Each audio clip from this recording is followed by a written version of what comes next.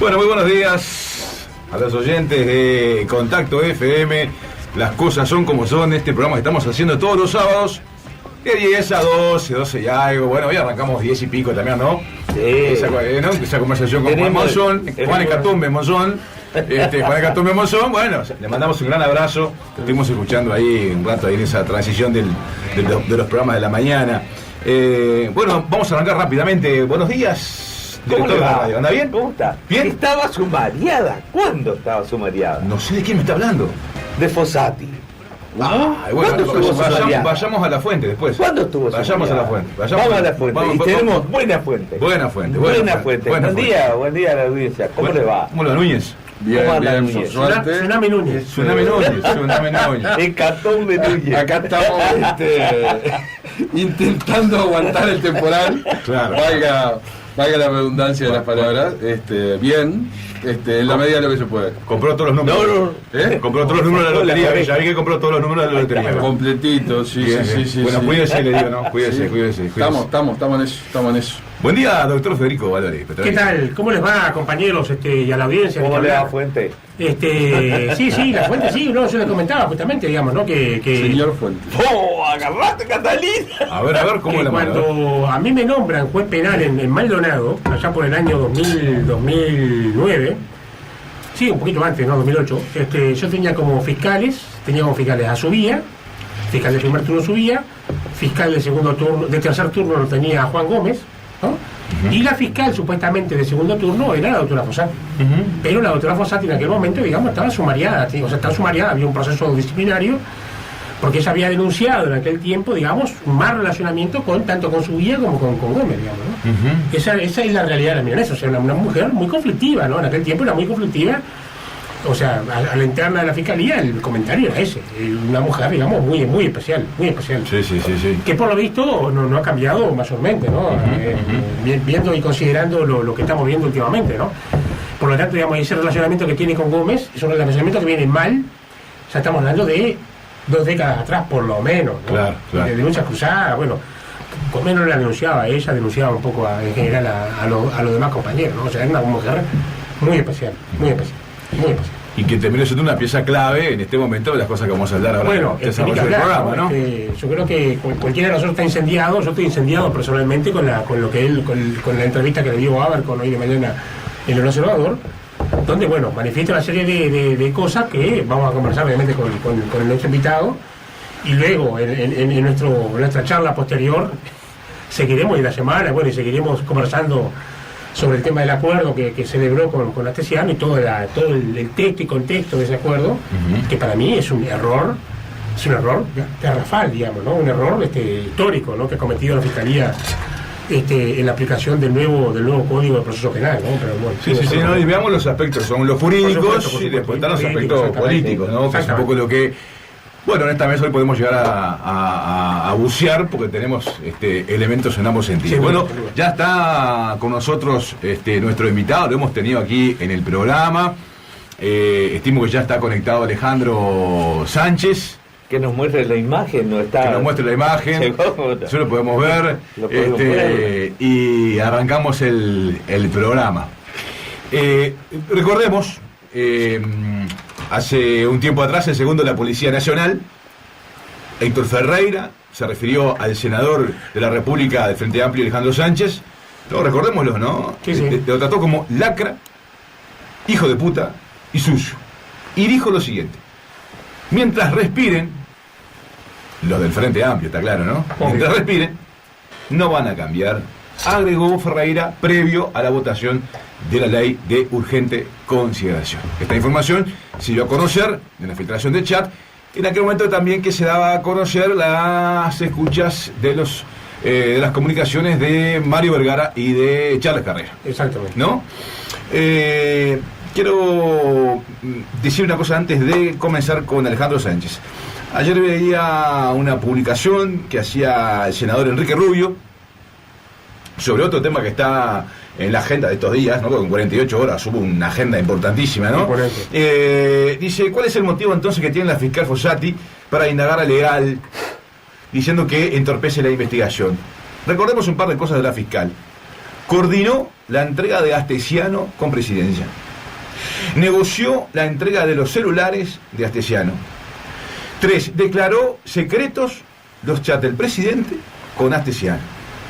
4. Pidió especialmente ella interrogar al presidente de Suárez y Reyes cuando no era necesario. 5. En un caso posible de acoso, estamos hablando de Lorena Ponzo, ¿verdad? Sí. Le preguntó a la víctima si se sentía acosada y descartó la causa. Insólito. 6.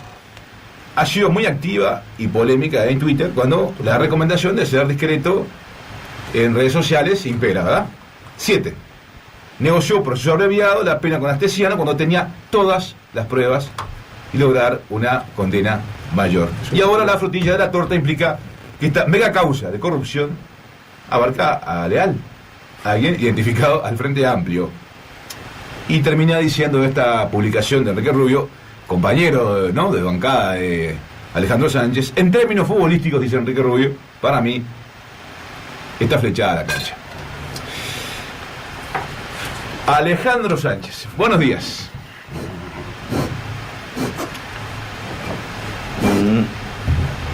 Alejandro Sánchez. Varios saludos aquí, a ver si tenemos... Sí, tenemos audio. No, dice que no se está escuchando. Tiene ese problema de conexión. A ver si lo podemos resolver para seguir el programa con Alejandro. Mientras se hace la conexión para poder comenzar la conversación con nuestro invitado. A ver si sale ahí. No. Yo tenía aquí que, a mi juicio, la nota más fuerte en términos, yo diría hasta políticos incluso, que ha salido de los medios de comunicación, ha sido la de Caras y Caretas, ¿no? No sé si la vieron.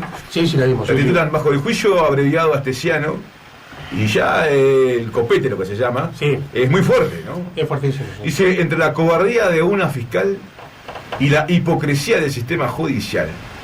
La fiscal ni siquiera procuró disimular su cobardía, ni la hipocresía de una justicia que no teme perder prestigio si se trata de preservar a los más poderosos. Es muy fuerte, ¿no? Es muy fuerte. El arranque de esta nota firmada por Alberto Grilla de Caras y Caretas el 17 de febrero del 2023, ¿no? Caras y Caretas que por supuesto se jugó fuertemente en esta nota, ¿no? Muy fuerte. Sí. Al pasar digo que yo recordaba cuando hace unos años atrás, siendo intendente, había recibido una denuncia de en aquel entonces diputado Olivera, sí, porque decía que yo había hecho una gestión para favorecer a Caras y Caretas en unas publicaciones en el marco de los 150 años de la celebración de Paysandú Ciudad, ¿no? ¿Qué pensará hoy Olivera, no? Porque si aquel se escandalizaba por aquel hecho de corrupción, y hoy el supuesto hecho de corrupción que terminó siendo demostrado como no válido, falso. Falso y se archivó. Pero digo, si a algún diputado del departamento en aquel momento le importaba que el intendente estuviera sucio, ¿no?, manchado, digamos, ¿no?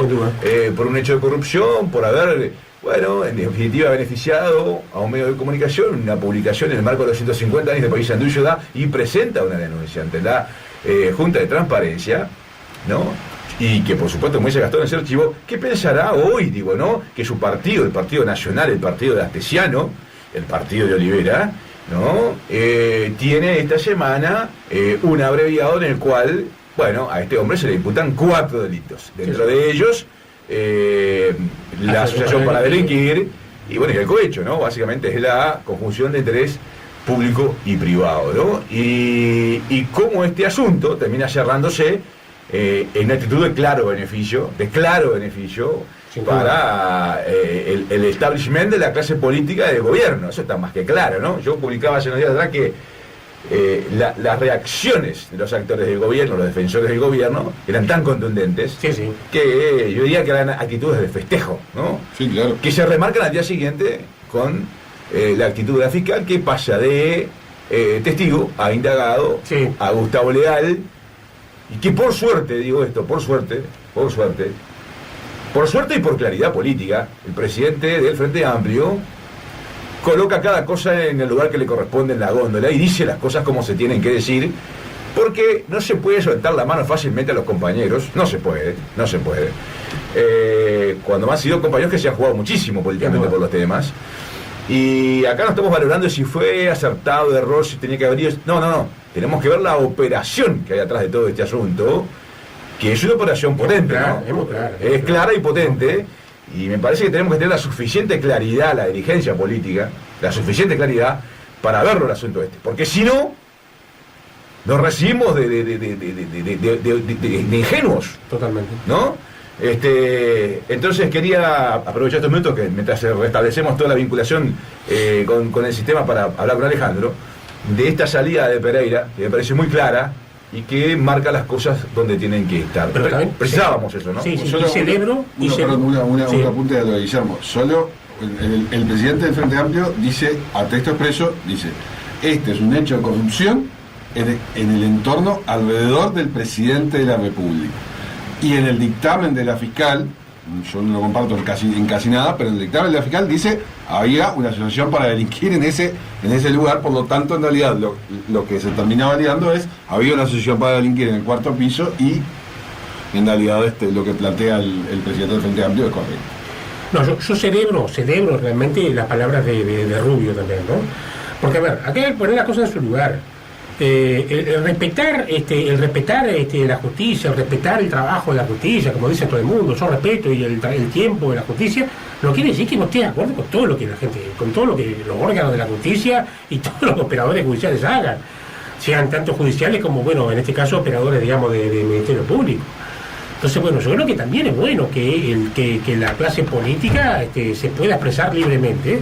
Y cuando no comparte decisiones, opiniones, actitudes, etcétera, de los operadores judiciales, en términos generales, se puedan expresar libremente y bueno, y puedan decir, me parece que esto está mal, me parece que esto está bien, y eso no afecta, en mi opinión personal, no afecta la independencia, ni la imparcialidad, ni nada por el estilo, no debería afectarlos, porque además son también funcionarios públicos y sus decisiones también están necesariamente bajo, digamos, nos guste o no, la censura o la cesura, digamos, del público en general.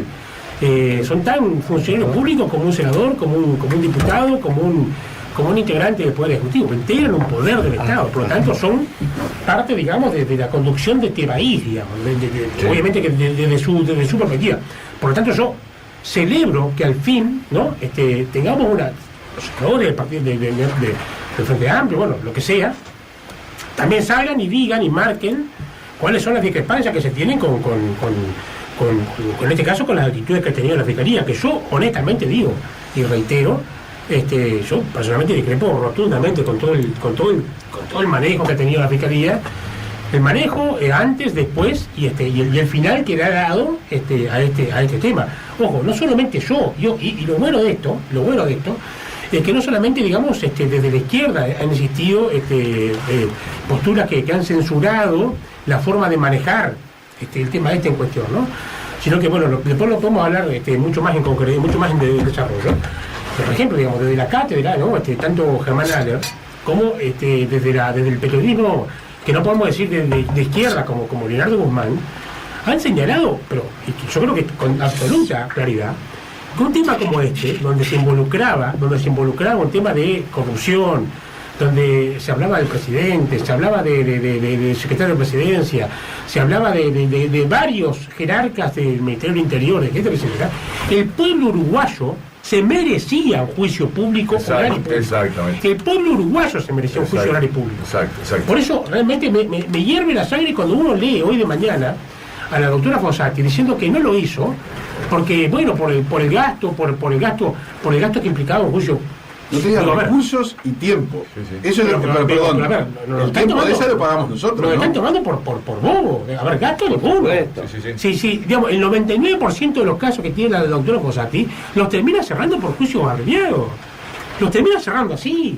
O sea, ¿qué se está terminando cerrando? El caso más emblemático después yo creo del retorno a la democracia, digamos, que implica justamente, ¿no?, a la clase política y a los poderosos, como dice el editorial, digamos, de Caras y Caretas, lo termina cerrando como si fuera una rapiña, como si fuera un hurto común y corriente. Cuando acá todo el Uruguay estaba pendiente justamente de que en este caso en particular se llegara a un juicio y hubiésemos visto, declarando a Astesiano, hubiésemos visto declarando a todas las personas que están vinculadas con este caso. Y la fiscal, por sí, antes sí, digamos, decidió que no, porque además, digamos, hay algo muy importante que la gente no sabe y no tiene por qué saber.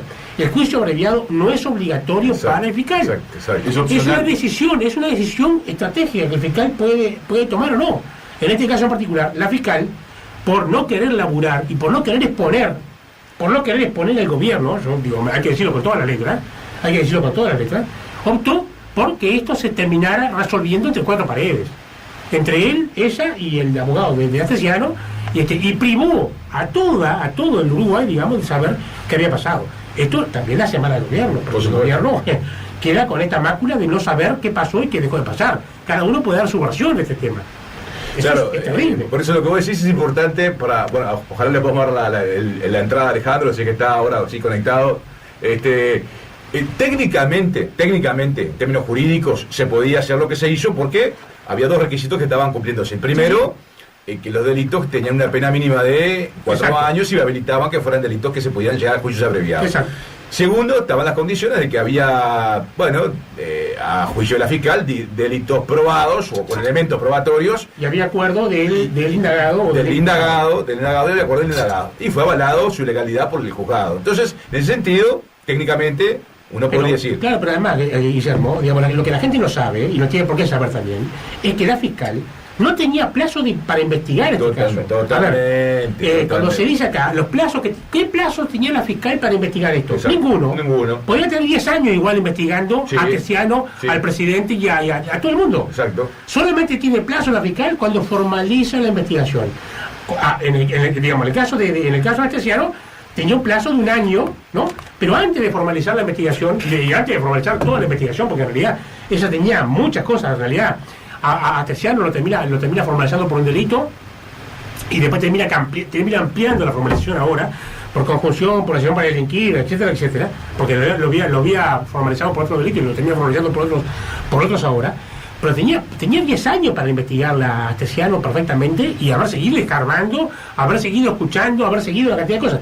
Y lo que es grave también en este caso es que uno lee hoy la entrevista que hace con El Observador y la fiscal termina diciendo que ella no escuchó, ella no leyó su equipo. A ver, yo pregunto, en el caso más trascendental de la historia de la Fiscalía, desde que se creó la Fiscalía General de la Nación, ni que hablar, y de que un fiscal tiene un caso de este tipo, yo creo que del quiebre del banco comercial, que bueno, en fin, que era muy complicado.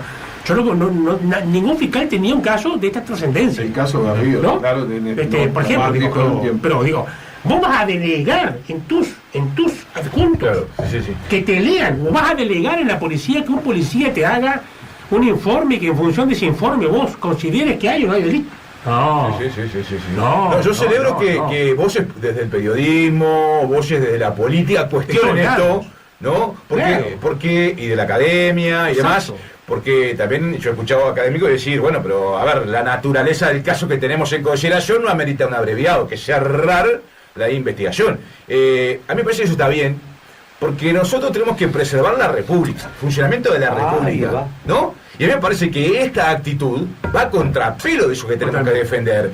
Porque al fin y al cabo, yo y el oyente como uruguayo quiere saber lo que pasó. Claro. Y acá básicamente es coartar, ¿no? Sí. Por una decisión, como vos decís, estrictamente, por supuesto, tiene el consentimiento de legalmente. Está bien. Y actuó legalmente. Funciona así, y fueron al juzgado, y se dio el consentimiento del juzgado. Está bien, no hay discusión, ¿no? No hay discusión. Ahora, el asunto es la naturaleza del tema, las implicancias que tenía el tema, y el contorno. Y a mí me parece que cuando se empieza a cuestionar, ¿no?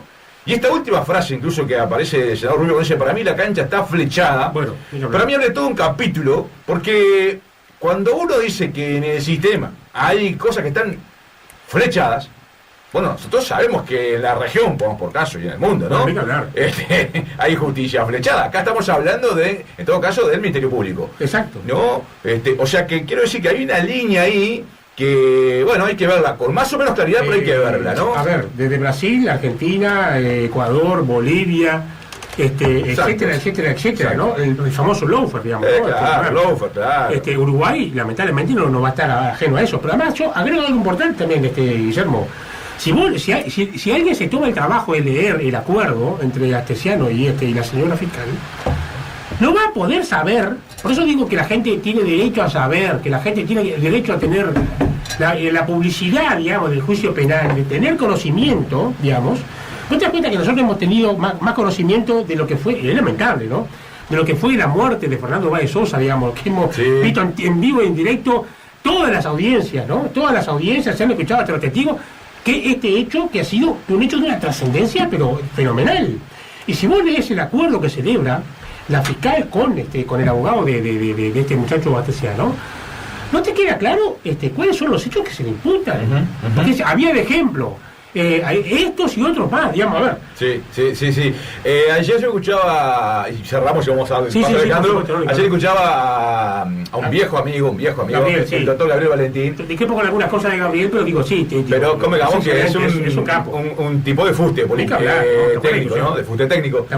Y él decía que, bueno, que en todo caso, técnicamente, la redacción de eso habilitaba una reacción más liviana ante todo el reconocimiento anterior. ¿Sabes por qué no estoy de acuerdo con él? Sí. Porque acá, digamos, yo estoy de acuerdo si el acuerdo fuese un acuerdo privado entre el fiscal y el diputado. Te entiendo. Pero el tema es que después hay una sentencia. Te entiendo. Hay una sentencia. Yo no entiendo cómo el juez, juez, digamos, Astesiante, que también lo conocí porque más, digamos, fue alumno mío en facultad, digamos, cómo este juez, digamos, termina avalando o digamos, dándole el digamos, aval a dictando una sentencia en el cual vos no sabés cuál es qué abarca.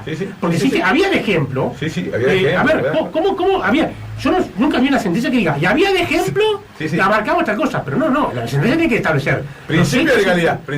Los hechos imputados son, te reuniste con este y pediste. Estamos muy abogados, Federico, estamos muy abogados. Vamos a volver. Alejandro Sánchez, ¿estás ahí? Aquí estoy. Bueno.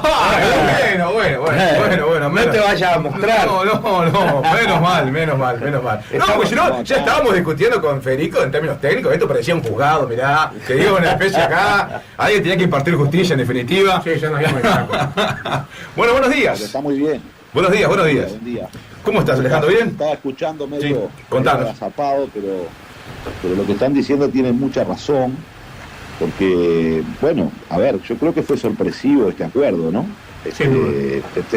Pensemos en algunos elementos que la propia fiscal venía insistiendo. O sea, la fiscal solicitó una reserva de los chats entre Astesiano y el presidente, que fueran reservados por un mes, y luego pidió una extensión de esa reserva y pidió el máximo, y el juez lo avaló, que eran 6 meses, es decir, hasta junio.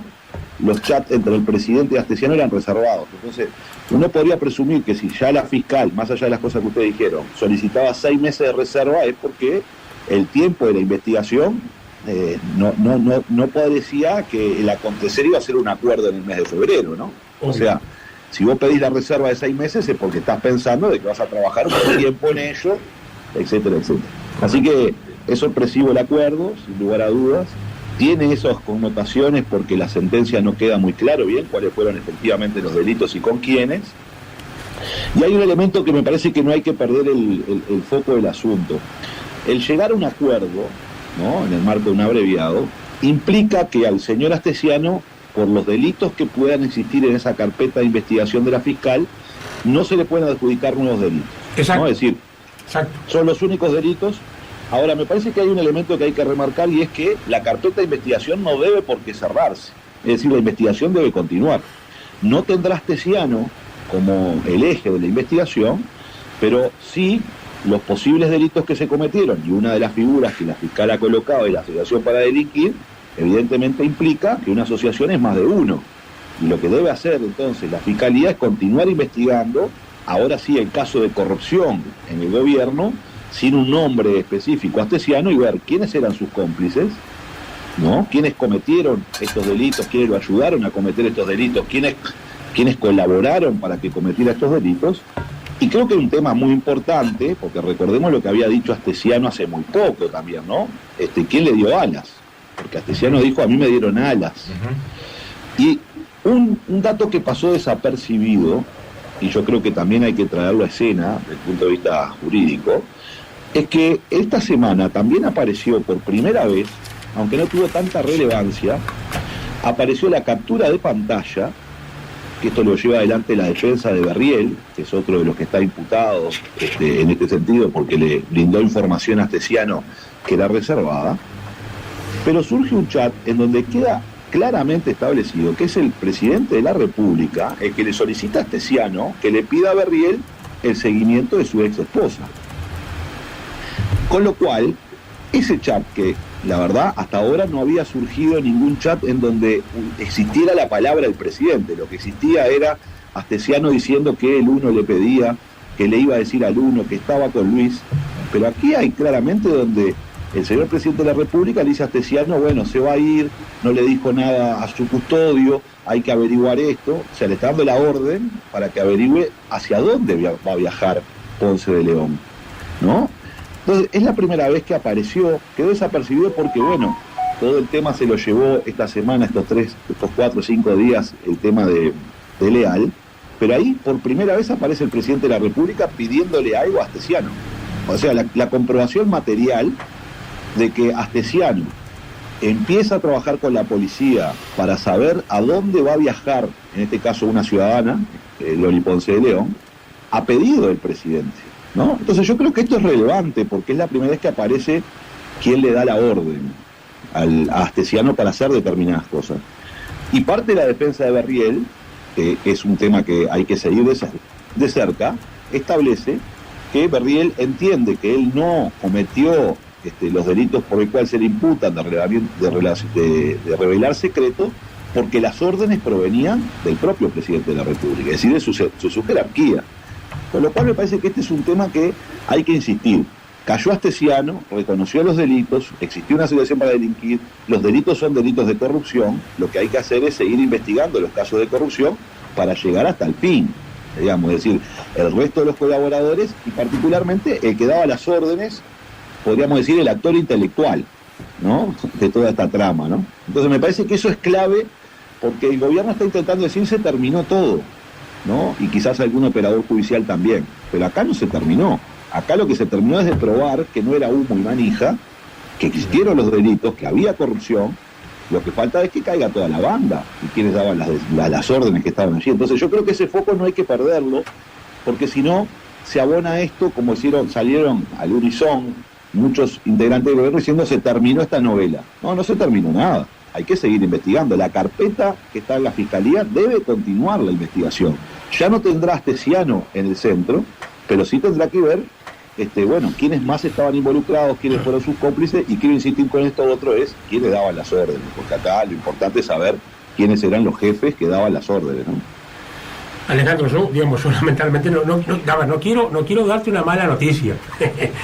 Pero bueno, a ver, leyendo el acuerdo, leyendo el acuerdo y leyendo de lo que ha sido las declaraciones. A ver, primero, yo comparto contigo 100%. Esto no era un pavada, digamos, ¿no? Comparto tus declaraciones, son así, totalmente, las suscribo y las aplaudo. Esto no era joda, acá había corrupción, acá había una asociación para dentro de... Perfecto, eso estamos totalmente de acuerdo.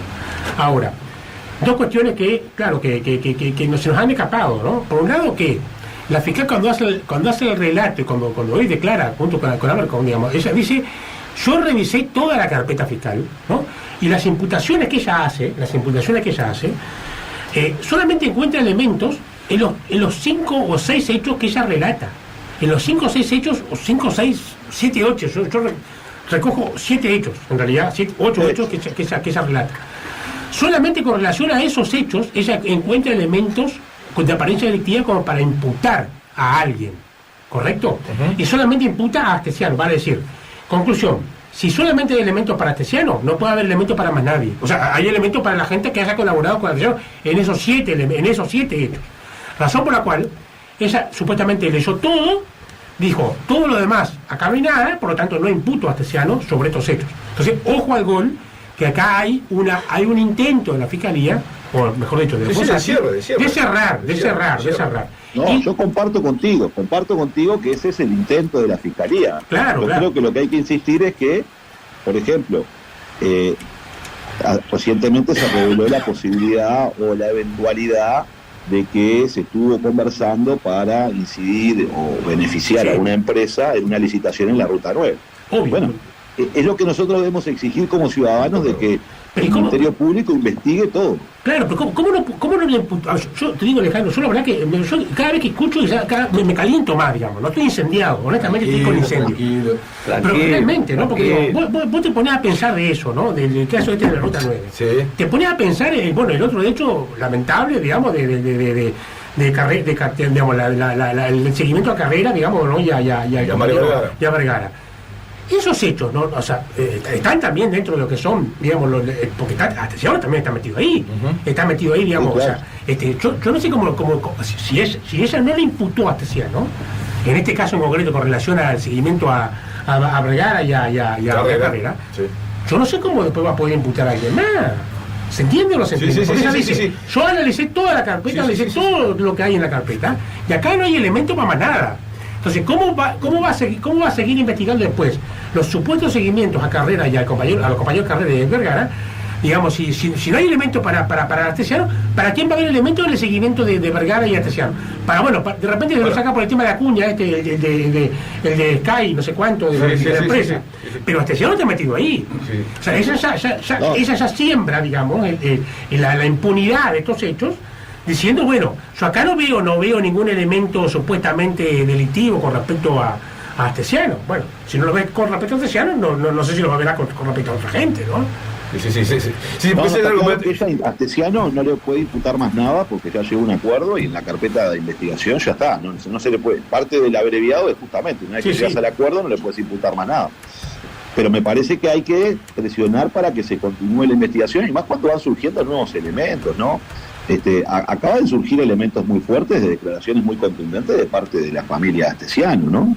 Sí. Con respecto a que cumplía órdenes, con respecto incluso han denunciado al secretario de la presidencia diciendo que dio falso testimonio porque efectivamente se habría reunido con los rusos, cosa que dijo que no.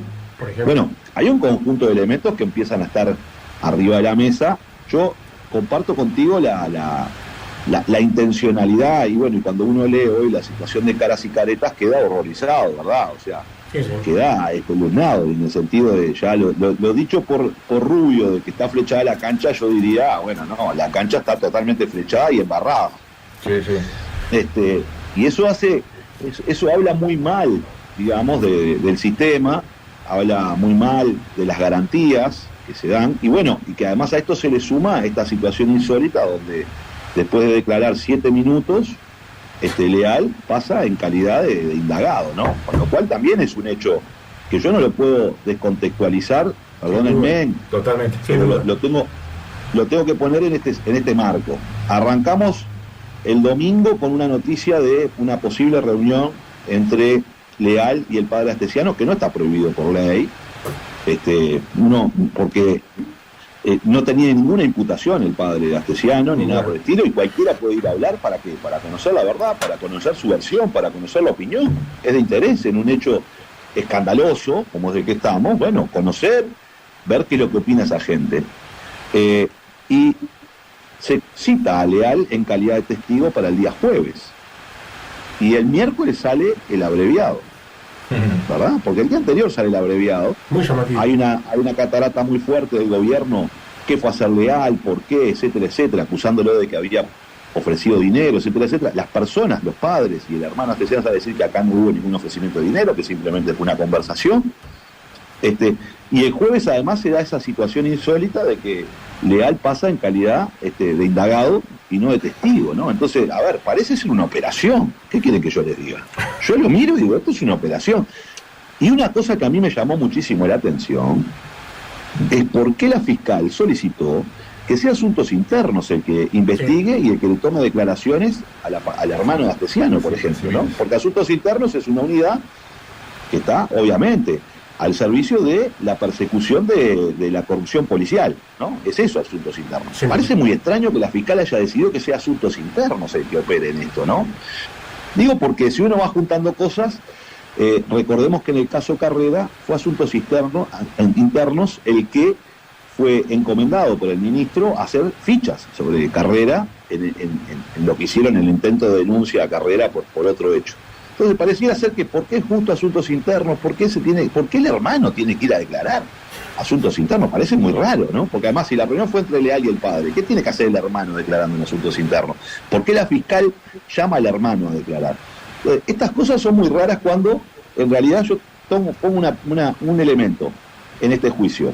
Uno de los chats en los que participó Astesiano utilizando cámaras, utilizando seguimiento, al parecer refería al seguimiento de un camión de soja, ¿no? O la solicitud de parte de algún empresario de que se hiciera seguimiento de un camión de soja donde estaba.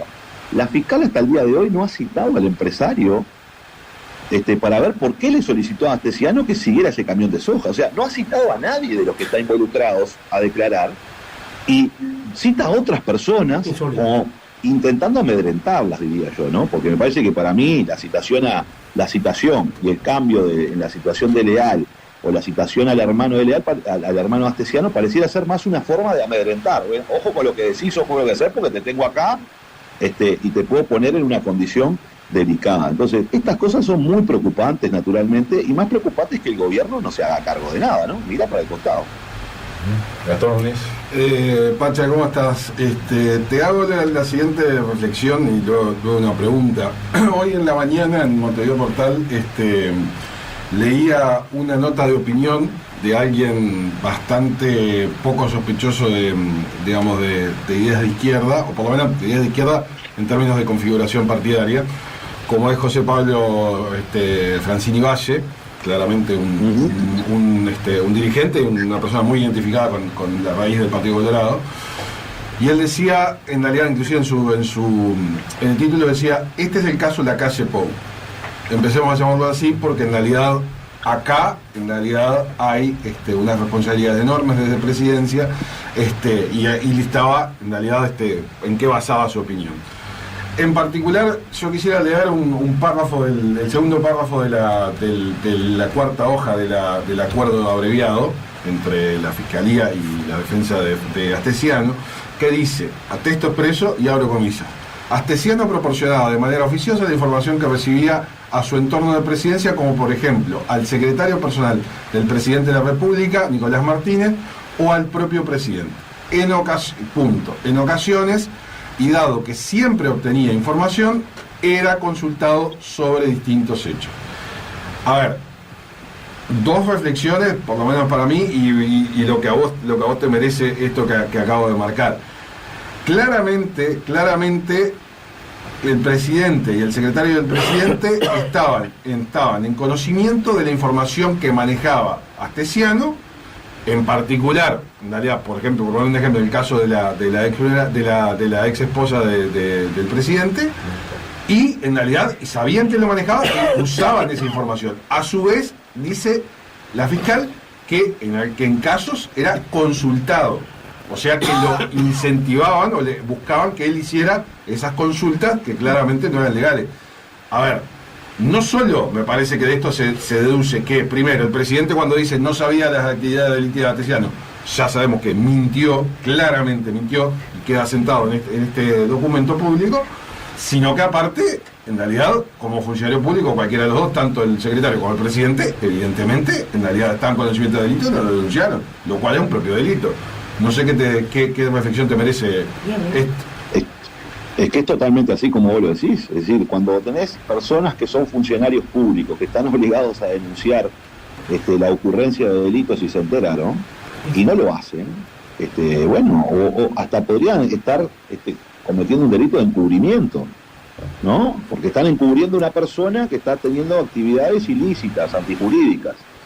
Entonces, a mí me parece que, incluso para abonar más en esta situación, no se citó al secretario del presidente a declarar a la fiscalía. A ver, esto es así, usted le pedía cosas. Claro. ¿Qué cosas le pedía? ¿En qué cosas lo consultaba? ¿No? Porque hay que darle también la oportunidad y la garantía a las personas que están siendo nombradas que declaren, por supuesto, ¿no? Y decir, bueno, usted tenía, y cuando le mandaba esta información, ¿usted por qué no entendió que eso estaba mal, sabiendo que estaba mal? ¿Usted por qué no lo denunció?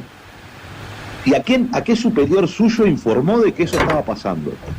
¿A qué superior suyo informó de que usted sabía que Astesiano tenía determinadas informaciones que estaban revelando el secreto, que yo creo que acá hay otro elemento, que es muy importante que nosotros empecemos a colocar, más allá de la espectacularidad, de la corrupción, de todo lo que ha hecho Astesiano, hay un elemento muy grave, y es el poder del Estado de entrometerse en la intimidad de los ciudadanos y la utilización de ese poder con fines espurios.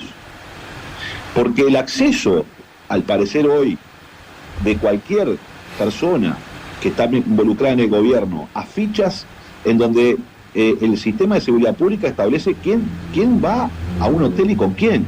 Quiero que recuerden eso, porque yo cada vez que me registro en un hotel, ese reporta naturalmente quién estuvo ahí. Toda esa información de cámaras, de seguimiento, etcétera, etcétera, que es un poder muy grande que tiene el Estado, que los ciudadanos se lo permitimos. ¿Para qué? Para dos elementos: combatir el delito. Para combatir el delito, no para obtener conocimiento de lo que pasa, que hizo un ciudadano. Ahí se violenta enormemente un principio muy importante, que es el de la intimidad de los ciudadanos, que están siendo expuestos a un poder arbitrario del Estado, pero que nosotros se lo permitimos para un bien mayor, que es el combate al delito. Bueno, acá lo están utilizando para otras cosas. Entonces, este es un tema serio que los ciudadanos no debemos dejar pasar, más allá de todos los delitos que se cometieron. Acá estoy hablando ya de responsabilidades políticas. ¿Cómo el Estado va a estar teniendo toda esa información? Y la gente que accede a esa información, no hay protocolos, accede cualquiera, los policías, no son solo los policías que investigan, porque cuando estaba el gobierno del Frente Amplio, el protocolo para acceder al sistema de gestión pública de seguridad era que solo podían acceder los policías que estaban al frente de una investigación. Ahora parece que cualquiera puede acceder. Y eso es muy grave. Eso es muy grave. Eso es darle un poder gigantesco, sin reacción de parte de la ciudadanía, al Estado, como una especie de gran hermano todopoderoso que puede saber todo sobre nosotros, pero no lo va a utilizar para un fin público, sino que lo puede llegar a utilizar para un fin privado, espurio. Y eso es lo que nos está pasando, ¿no? Este es un dato. Y el ministro del Interior, chifles, mira para el costado, no dice nada, porque esto está pasando en sus dependencias. Y él es el responsable de dar esa garantía, que no la está dando. Entonces me parece que las derivaciones son penales, que hay que continuar con ellas, pero hay unas derivaciones políticas e institucionales extremadamente graves que no se pueden dejar pasar. No se pueden dejar pasar. Le pongo un tema lateral para ver el tema de responsabilidad. El tema del pescado. Bueno, yo les puedo decir que esa media tonelada de pescado, independientemente de qué es lo que traía y la suspicacia que se generó, de que se habían olvidado media tonelada, que se llevaron 2 cajas y no sabemos más. Pero vayamos a otro aspecto, que creo que también es relevante más adelante, ¿no? No tiene que ver con lo penal. Bueno, esa media tonelada de pescado llegó al Uruguay sin certificado de origen, sin certificado bromatológico. Esa media tonelada se colocó en un frigorífico que no estaba habilitado para tener pescado, que podría haber contaminado otras carnes, porque ese frigorífico estaba para otras carnes. Y ese pescado no se le hizo ningún estudio bromatológico y luego se le dio de comer a gente, a uruguayos.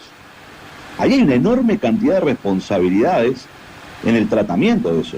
¿Por qué? Porque no sabemos qué pescado vino, no sabemos qué enfermedades podía tener. Pudimos haber puesto y comprometido la cadena cárnica porque se colocó en un lugar donde no se tenía que colocar, y además podíamos haber puesto la salud de nuestros ciudadanos en riesgo porque no sabemos qué le dimos de comer.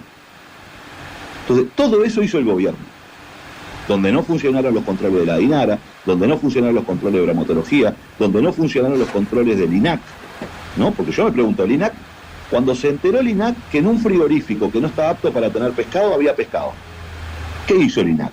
Mandó una inspección al frigorífico para ver. Hubo contaminación de una carne hacia otra. Está prohibido que en el mismo frigorífico, en las mismas cámaras, tú puedas poner pescado, pollo o carne vacuna. Eso pasó en el Uruguay. Entonces, claro, nos quedamos con la parte de los delitos, lo cual es grave, gravísimo, todo lo que está pasando. Pero lo que está pasando en el Uruguay es que no está funcionando la institucionalidad, que no está funcionando el sistema de garantías, ni bromatológicas, ni nada. Porque desde el gobierno, y esta es una práctica, se pasa por arriba de todo. Escuchar livianamente que el ministro Heber diga en el Parlamento, le dimos la información al presidente porque es nuestro jefe. No, que sea su jefe político no quiere decir que pueda acceder a cualquier información el presidente de la República. Entonces, estas cosas son graves, hablan de la democracia, hablan de la República, lo que está sucediendo en la Fiscalía, cómo se procesó, todo el debate que tuvimos acerca de si se recuperaba solo el 2% del celular, si después era el 100%, después nos enteramos de que no, que faltaba lo del presidente, después que la fiscal dice que fue una comunicación equivocada, que no hubo una firma de nada. Claro. Es decir, hubo manipulación de la evidencia. Hay un montón de cosas que son extremadamente graves, que nos tienen que llamar a la reacción, porque esto no puede suceder en un país que quiere ser serio, en una república que pretende ser seria y garantizar la libertad y la igualdad de todos los ciudadanos. Entonces me parece que estos temas son muy profundos, son filosóficos, son de la constitución política, si se quiere, en términos más profundos. Como el ADN uruguayo, una cosa así, como el ADN uruguayo. Exactamente. Digamos, ¿no? Debería ser. ¿No? Alejandro, a ver, dos cosas. Yo creo que si uno pasa raya y zaranda, ¿no? Y esto para comentarlo con la audiencia, yo creo que más allá de los detalles que estamos hablando en esta mesa, que por supuesto aclaran y aportan elementos, pero uno sale a hablar con la gente y en términos generales me da la impresión que va a quedar como un residual en la cabeza de la gente. De acá en esto está todo metido, acá en esto está todo metido y se salva lo de arriba. Para mí, ese es el mensaje último que queda, ¿no? En el común y corriente y sencillo, ¿no? El pescado podrido que hay. Queda esa lógica, ¿no? Queda esa lógica. Yo creo que, por supuesto, después de la celebración del abreviado, el gobierno lo habrá festejado. Pero creo que queda esa sensación, ¿no? Queda esa sensación. Y eso es muy potente, ¿no? Porque en términos del punto de vista de sociedad uruguaya, en términos políticos, y lo que acabas de decir vos, o sea, no hemos tenido un conflicto de esta naturaleza que atravesara a todo el gobierno, desde el punto de vista de la corrupción, ¿no? Pero se emparenta al día siguiente este asunto de Leal, ¿no? Más allá de justificar si estuvo bien, si no fue, si tal y demás, todo ese asunto, diría Fernando Pereira, no nos perdamos de vista con las cosas importantes, ¿no? Y yo lo que, y yo lo que quiero decir es que he visto incluso la reacción de algunos compañeros, además que a veces, ¿no? Bueno, sí, pero hay un como cuestionamiento, entran fácil en el cuestionamiento, los frente amplistas en ese sentido, parece que entramos fácil en esa cosa, ¿no? ¿No? De autoflagelarnos, ¿no? Y tenemos que darnos cuenta, me parece a mí, de que hay una cuestión de operativo fuerte, porque lo de Leal es muy aleccionante, ¿no? Yo decía a un compañero, yo le contaba a Federico, todos estamos tratando de que esta investigación se realice y cómo le vamos a imputar a Leal una vocación de obstrucción de la investigación. O sea, parece una cosa como paradójica, pero de loco, ¿no? Sí. Entonces, a mí me parece que hay que tener claras las cosas, porque en definitiva todos estábamos en la lógica que esto se siguiera investigando. Se cierra el día antes y hay una especie de truco-retruco, digamos, ¿no? Ahora vamos acá. Eso me parece a mí que es un dato más de la coyuntura que estructural. O sea, lograr emparentar de que todo es una corrupción y que el Frente Amplio tiene también incorporado en este paquete a gente de sus filas, eso no es así. Eso no es así. Entonces, te he escuchado en estas últimas horas hacer declaraciones sobre el punto. También me gustaría que hicieras reflexión puntualmente sobre este asunto, porque algo tenemos que haber aprendido, porque cuando le pegan a Leal, no le pegan solo a Leal, le pegan a un colectivo político. Y yo creo que Leal ha sido un firme combatiente, un espadachín importante con las políticas de seguridad pública, fundamentalmente respecto al ministro Heber. Bueno, desnudando toda la serie, ¿no? Desde la mentira de la pandemia, de que han bajado, cuando estaba Larrañaga, ¿no? De que han bajado los delitos, y era por la razón de la pandemia, ahora básicamente cuestionando todo el tema de las cifras que estaba, claro, los datos. Sí. El éxito. Claro, entonces, claro. Entonces, me gustaba plantearte esa cuestión. ¿Qué te parece a vos? ¿Cómo queda el residual en la sociedad? ¿Qué opinión te merece este asunto de Leal? Y lo último, una cosa que ha surgido en la conversación. ¿El gobierno ya se hizo cargo con esta situación? ¿O aún queda cosa? En el sentido de... Porque, a ver, este episodio se llevó puesto a la cúpula policial, se llevó puesto una viceministra. Había más gente en la vuelta, ¿no? Sí. A ver, yo diría tres cosas. La primera sobre lo residual que tú decías, yo creo que ese residual es terrible porque es la impunidad de los poderosos. Y si se consolida en nuestro país una idea, en nuestra sociedad, de que los poderosos son impunes, ¿no? Bueno, esa es una cuestión muy jodida para nuestra democracia. ¿verdad? Porque creo que lo que termina pasando es eso, a los poderosos no se los toca, no se investiga más arriba, el poder puede hacer un montón de cosas y luego lo oculta, y no pasa nada. No pasa nada. Entonces, el mensaje es el mensaje de la impunidad. Y eso creo que es muy jodido en términos de construcción de la República y de las garantías. Ese es el primer elemento. El segundo elemento, yo creo que lo de Leal hay que ponerlo en un contexto incluso más grande, que es el intento de disciplinamiento. Exacto. ¿No? El gobierno ha actuado con muchos intentos de disciplinamiento, con, denuncias mediáticas, con acusaciones falsas, con persecución a docentes, con persecución a quienes reclaman contra el presidente, ¿no? Recordemos cuando una dirigente sindical le hizo llegar al presidente una nota y una crítica, se fue a buscar sus antecedentes, se analizó cuál era su currículo, se dijo que se lo iba a denunciar. A los legisladores 2x3, otros legisladores del gobierno nos están acusando de un montón de cosas. Entonces, esta cuestión de intentar hacer escuchas o averiguar qué es lo que están haciendo en un gremio docente o en un gremio estudiantil, ¿no? Y lo de Leal es lo mismo, es decir, el que enfrente al gobierno,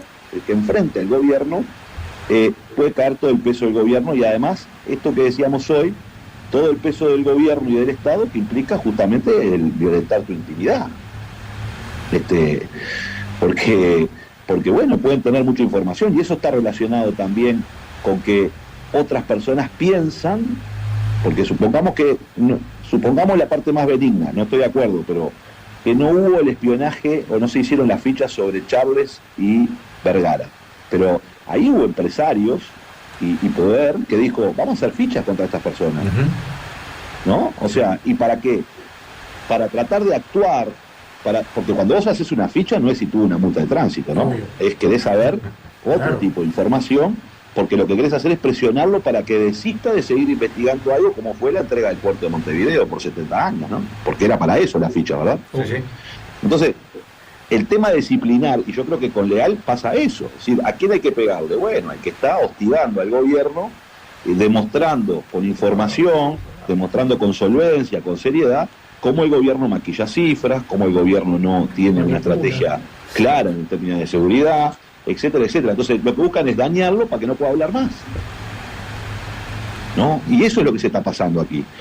Como que el mensaje es ese, no te organices ni discutas contra el gobierno, porque te puede ir mal, te pueden iniciar una causa, como dicen en Argentina, el carpetazo. Sí. Carpetazo, famoso carpetazo. ¿No? Entonces, salís a hablar, carpetazo. Y eso tiene una función también en los dirigentes sociales, no solo en la ciudadanía, en los dirigentes sociales, en los dirigentes políticos, ¿no? Si yo me enfrento duramente al gobierno, tengo que esperar la respuesta. Y la respuesta va a ser que van a tirar un poco algún enchastre. Y entonces mucha gente puede pensar dos veces si sale a declarar o no. Pero eso vale para los políticos, para los dirigentes sindicales y vale para los periodistas. Vale para los periodistas. O cuando Bianchi dijo, me encargué de Preve. Sí, tremendo. ¿Qué mensaje estaba dando? Tremendo. ¿No? Entonces, el mensaje es, no te atrevas a cuestionarme. No te atrevas a cuestionarme. Y en un mundo que, entre las redes sociales y el inmediatismo, te tiran con cualquier cosa, con cualquier mentira, y luego cuando tenés que salir a explicar, salen todos los titulares cuando te acusan de algo falso, y cuando se demuestra lo contrario, sale en letra chica. Bueno, dañaron la imagen de una persona. Dañaron la imagen de una persona, se metieron con su familia. Y miren que estas cosas pasaron en América Latina. De ir y, por ejemplo, las mentiras del bolsonarismo, o las mentiras de la derecha fascista boliviana, que la operación ¿cuál era? Atacar a los dirigentes políticos y sociales por su familia. A los ministros de Evo Morales les sacaban publicaciones en redes sociales y volanteadas en donde iba al colegio de sus gurises, diciendo que tu padre, ¿verdad? Había violado a un menor. ¿No? Y entonces lo que están haciendo es erosionarte donde más te duele, que es en tu familia, ¿verdad? Entonces, ojo con estas cosas, que son las que a mí me preocupan, porque hablan de una deriva complicada, una deriva difícil, una deriva que está dentro de esa lógica de la polarización, está dentro de esa lógica de la zanja, de la grieta, ¿no? Que después habilita otras cosas, ¿no? Entonces, guarda con esto. Yo creo que lo de Leal fue en ese sentido y por tanto hay que respaldarlo, porque creo que hay que insistir en un elemento. Juntarse con el padre Astesiano no es un delito. Cualquiera se podría haber juntado con el padre Astesiano o con quien sea. En el Uruguay los dirigentes y los ciudadanos se pueden juntar con quien quieran. Con el único que no se pueden juntar es con alguien que está incomunicado por la justicia porque está siendo investigado. Nada más. Pero después, ¿cómo van a imputar a una persona por haberse ido a reunir?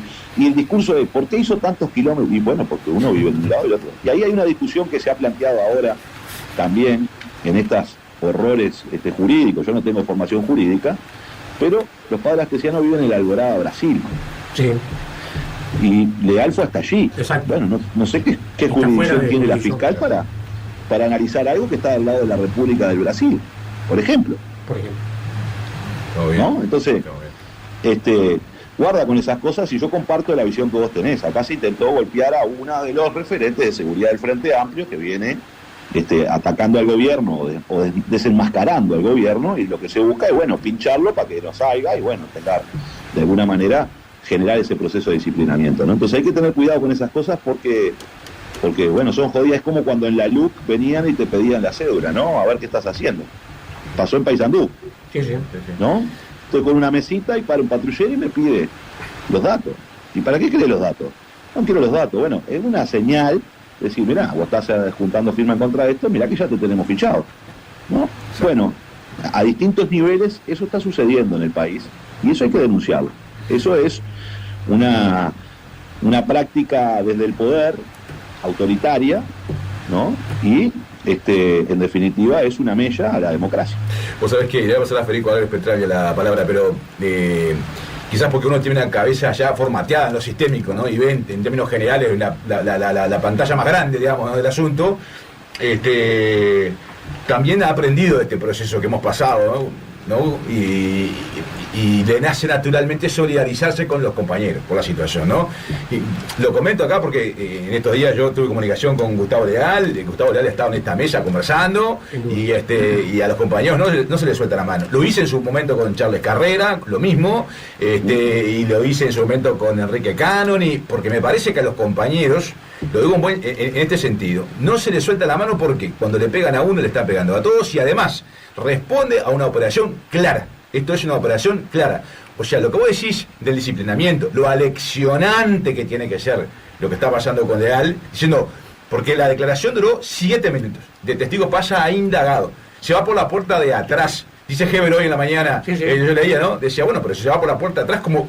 Pero, ¿qué tupé tiene Heber? ¿Qué estatura política tiene Heber en este momento? El éxito para cuestionar más allá de la cuestión si fue acertado o no fue acertado, se puede cuestionar. Sí.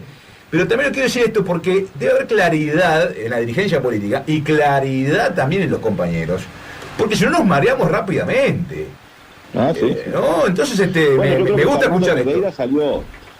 Fernando Pereira salió muy contundente en este sentido, ¿no? Marcando una posición clara, y yo creo que esa es la posición que tenemos que tener todos los frente amplistas, ¿no? Exacto. Porque evidentemente estas cosas sorprenden y lo que uno no puede dejar pasar, como aquel cuento de Bertolt Brecht, ¿no? Cuando vinieron por uno yo no me preocupé porque no era, ¿no? Y después vinieron por mí. No, sí, Alejandro, yo digo también, digamos, a ver, esta memoria que tenemos nosotros, digamos, con respecto a Uruguay y con respecto a algunos países de Latinoamérica, también tendríamos que tenerlo con respecto a Argentina. Porque viste que en Argentina, digamos, no sé, parece que de izquierda parece que no empatizamos tanto con Cristina, con el peronismo, etcétera. Pero en Argentina, digamos, hubo gente que estuvo presa por el supuesto acuerdo, digamos, con Irán, no sé, pero digamos, realmente, ¿no? Digamos, que claramente fue disciplinante con respecto, digamos, al movimiento popular, digamos, ¿no? A los movimientos, digamos, progresistas, digamos, de Argentina, que parece que no existieran, ¿no? Pero bueno, en fin, etcétera. Eso me parece que es un comentario al margen.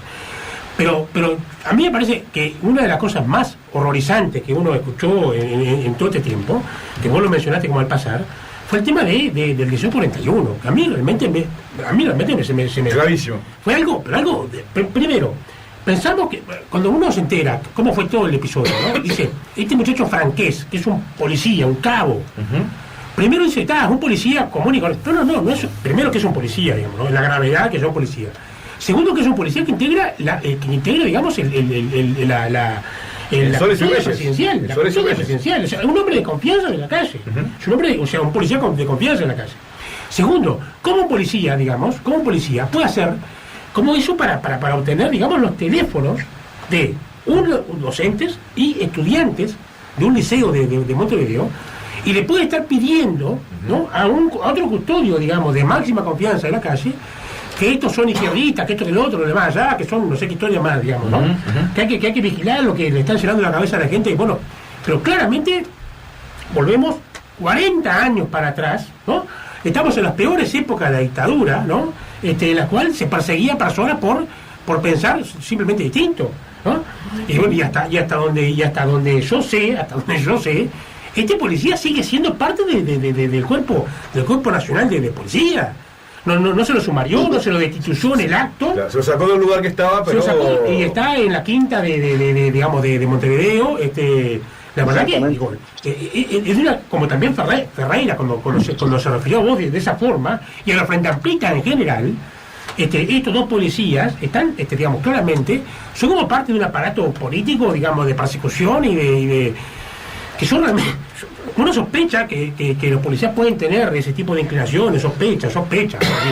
No puede creer, no puede acreditar, ¿no?, que existan este tipo de conductas dentro de la Policía Nacional y que no tengan una respuesta contundente de decir, bueno, no, pare.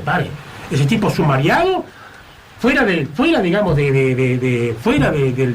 cuerpo, porque, a ver, Ferreira sigue siendo parte también, renunció aparentemente, bueno, o algo así, pero estuvo de licencia no sé cuánto tiempo, después de haber dicho los disparates con respecto a vos y con respecto a la Frente Amplista en general. Este señor Franquet, digamos, no se lo sumarió, se lo pasó simplemente a una comisaría. Y todavía, después tenemos que la Fiscalía dice, no, porque hay algunos hechos en los cuales no se los puede investigar porque no hay denunciante. Yo supongo que se referirá al liceo número 1, al liceo 41 y a vos, digamos, ¿no? Y a vos, Pacha, digamos, ¿no? Que vos lo denunciás a Ferreira y de repente, digamos, la gente, digamos, del liceo 41 no denunció a este señor Franquet para que lo siga investigando. Pero ¿desde cuándo es necesario en este país, en el derecho que nos rige, denuncia para investigar y perseguir delitos que se persiguen de oficio?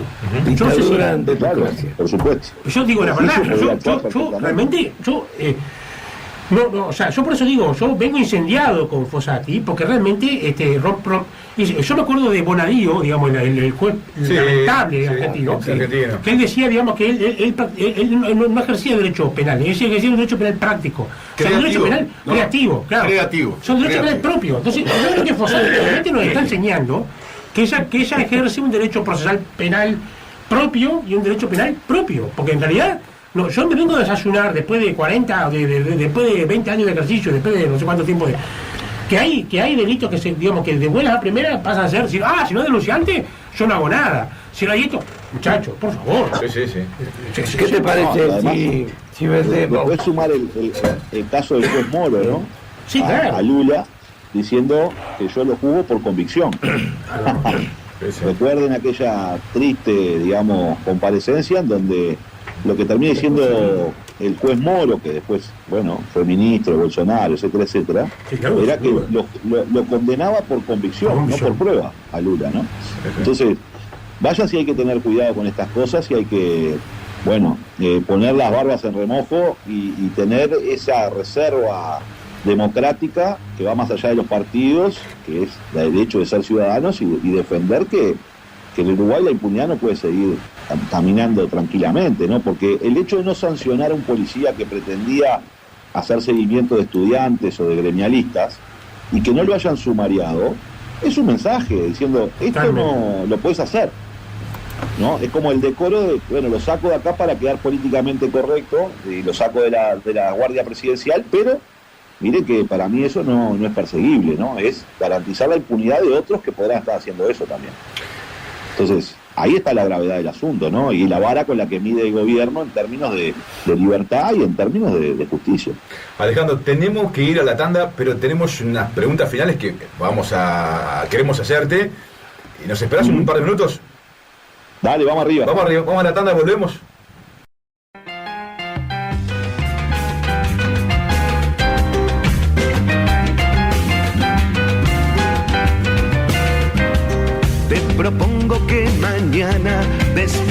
estés de buen humor y saludes sonriendo. Bueno, muy bien, continuamos con el programa. Nuestro invitado Alejandro Sánchez, más conocido como el Pacho Sánchez, senador de la República. Y ahora se Frente mostró, Amplio, ¿no? Se mostró. Ahora se mostró. Se peinaba. Se peinaba. No, no es necesario. Voy a arreglar, acicalar. Sí, está muy bien. Bueno, a ver, vamos a intercambiar un poco lo que se llama, ¿no?, una especie de ping-pong en los últimos minutos con Alejandro. Para arrancar, una cosa que se ha planteado en discusión, hay alguna gente que dice, el gobierno no tiene rumbo, por tanto, ergo, yo sí lo tengo, ¿no? Y hay compañeros y otros que dicen, no, el gobierno tiene rumbo, sabe bien concretamente lo que está haciendo, lo que quiere hacer y lo que está buscando. ¿Cuál es tu opinión de este asunto? Bueno, vos sabés que yo, en principio, era interesante la idea de no tiene rumbo, porque bueno, uno lo ve al gobierno a los tumbos para un lado y para el otro, sin una estrategia clara, pero cuando mira los grandes temas, es evidente que el rumbo del gobierno no es el beneficioso para el país. Exacto. ¿no? Es decir, el gobierno ha desarticulado las políticas diferenciales para la producción familiar para beneficiar a los grandes exportadores. El gobierno ha destruido toda la política de protección de la industria.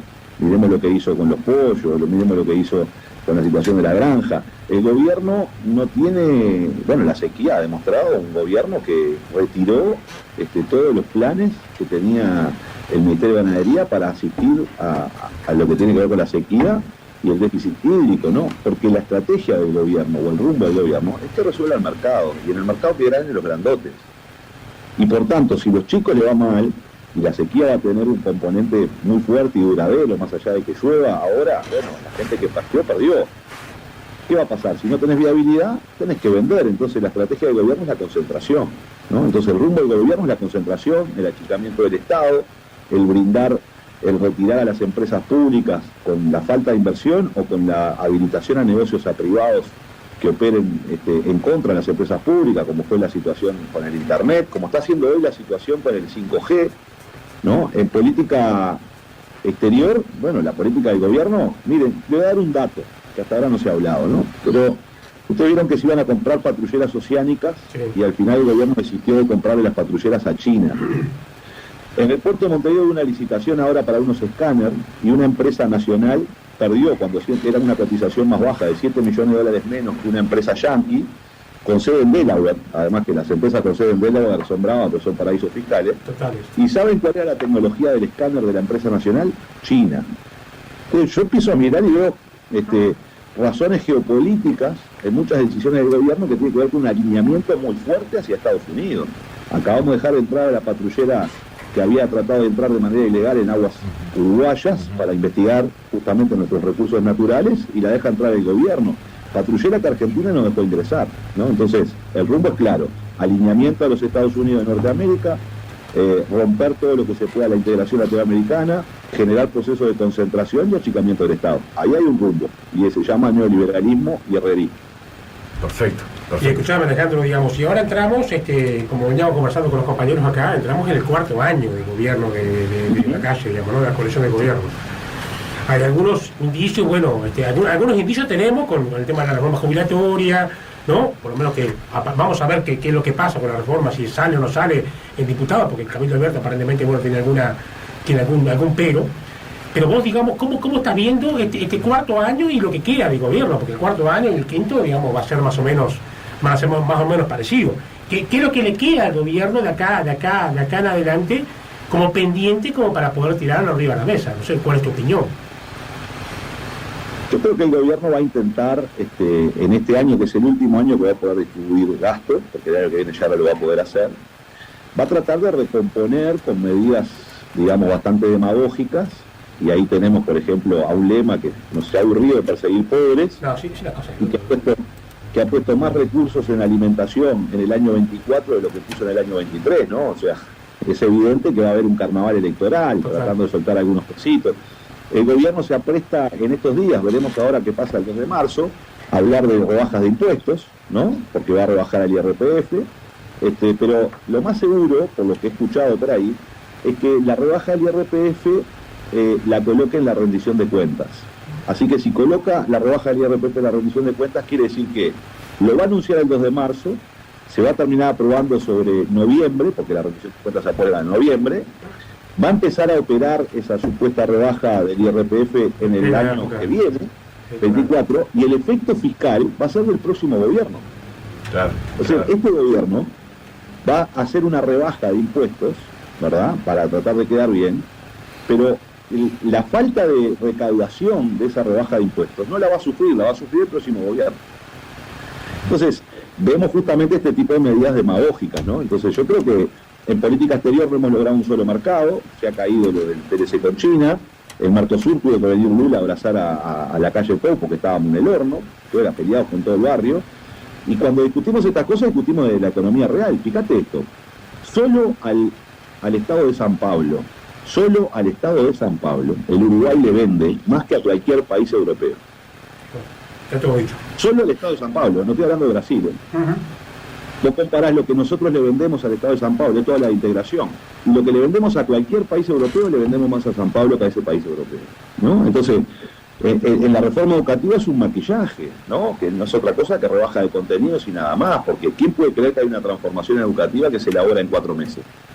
Y sin los docentes, ¿no? Entonces, lo que va a haber, o lo vamos a ver este año, va a ser un intento de anuncios muy vacíos, pero con mucha retórica, intentando decir que las cosas están mejor, ¿no? Para tratar de recomponer un componente electoral y apelar al clientelismo político, largando algunos mangos por acá o allá, y con algunas frases rimbombantes como, como ha hecho este gobierno recientemente, decir, la inversión más grande de la historia del país, dijo Alfie, ¿no? En términos de infraestructura.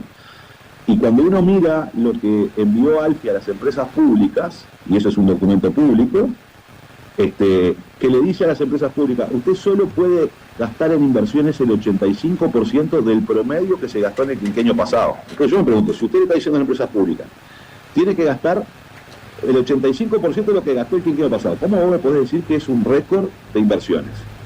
¿No? Entonces, claramente lo que hay es cierto blindaje mediático que le da realce a esos titulares, pero que después son totalmente vacíos. Veo eso al gobierno, lo veo de esa manera, y lo veo que un gobierno que pueda llegar a profundizar en la medida en que ya sabe, que siente que se está terminando su tiempo y que claramente no ha traído beneficios para la enorme mayoría de la gente, bueno, poder dejar algunas bombitas más activas en todo caso, porque poner el pie en el acelerador antes de irse. Así que me parece que es eso lo que nos resta esperar. El director de la radio quiere hacerte una pregunta, pero tiene problemas en la voz porque durmió con aire acondicionado anoche, pensando que no iba a refrescar tanto, y después hizo frío y bueno, y casi lo perdemos. Pero me estaba preguntando, preguntarle a Alejandro en qué situación está lo del puerto después de esto, bueno, de lo que ha sucedido con el retomar del tema, ¿no? Pero a ver, dos cosas. Primero, la concesión del puerto está funcionando en el puerto, no nos ha traído ni abaratamiento de costos, no nos ha traído ni mejora de carga, ni nada. Todo lo que dijeron que iba a traer no ha llegado. Desde el punto de vista judicial, nosotros solicitamos que se revisara el caso, ¿no? Y aquí un dato interesante de la declaración del fiscal que archivó el caso. En la audiencia donde se decide que otro fiscal revise este caso, el fiscal dice que para enfrentar al poder, miren lo que dice, para enfrentar al poder hay que ser fuerte, y yo no tengo esa espalda. Sí. Un sincericidio. Sí. Total. Sincericidio. Durísimo, ¿no? Durísimo. Sí. Alejandro, en un momento en el cual estarían dadas las condiciones para que hubiera una fuerte movilización, ¿no? De gente, ¿no? Porque en definitiva motivos sobran para que haya movilización. Eso casi no está ocurriendo con la potencia que uno hubiese pensado, ¿no? ¿Qué te parece que es lo que está sucediendo ahí? A mí me parece que hay varias cosas, ¿no? Primero, que creo que hay una tarea política de primer orden, que no es solo de los actores de la fuerza política, sino también de los actores sociales. Yo siento que hay una dispersión de las demandas, ¿no? No se ha logrado, digamos, unificar las demandas, ¿no?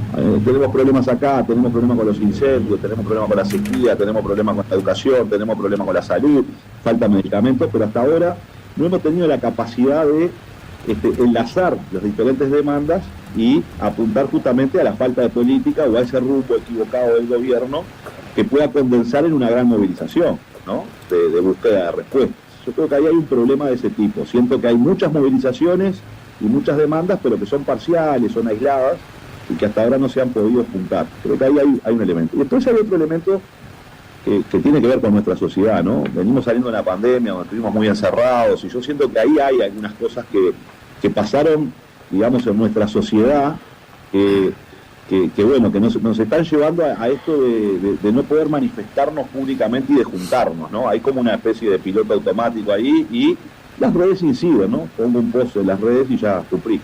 Claro. Creo que tenemos una sociedad, esto es más de los tiempos que vivimos, ¿no? Tenemos unas sociedades que se van construyendo a partir de las redes que son sociedades de la queja, ¿no? Y nosotros precisamos sociedades de la protesta, que es distinto. Para quejarme, me siento en el sillón y escribo 2 tweets y me caliento con todo lo que pasa.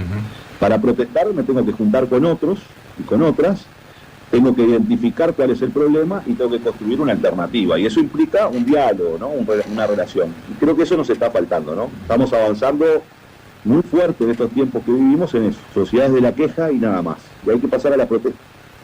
Sí, nos subimos rápidamente la indignación, pero después no canalizamos, está clarísimo.